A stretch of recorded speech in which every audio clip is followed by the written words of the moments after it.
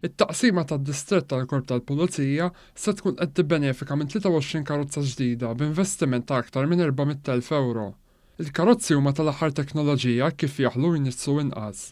F'konferenza tal-aħbarijiet fl-Isla, il-Ministru għall-Intern Byron Camilleri rrimarka li għall-ewwel darba stazzjoni tad-distrett se tkun qed tibbenefika minn karozzi ġodda f'jamanti biex bekk fl-aħħar 3 snin l-investiment tal-Gvern fil-vetturi tal-Korp qabeż iż-2 miljun euro.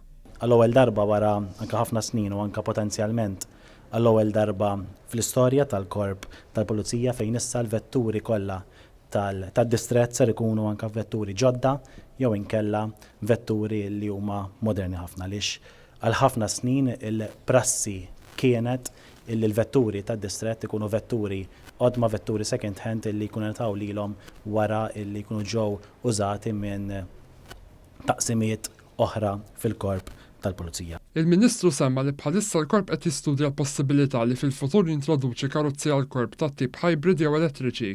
Ħabbar ukoll proġett ieħor ta' karozzi speċjalizzati għall-Pulizija tar-Rapid Intervention Unit. Fl-aħħar kwart ta' din is-sena se nkun insaħħu l-vetturi tal-Korp anke b'introduzzjoni ta' vetturi speċjalizzati għall-RIU fejn anke ħajġi introdott kunċett ġdid ġewwa pajjiżna fejn ser ikun hemm converted police vehicles għall-ewwel darba anke għall-użu tal-aerju.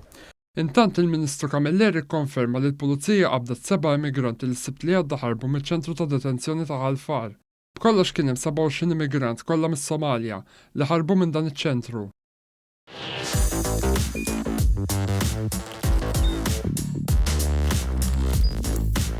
Idħol fuq one.com.mt u hemmhekk tista' tara l-programmi kollha li jxandru fuq One permezz ta' One Play.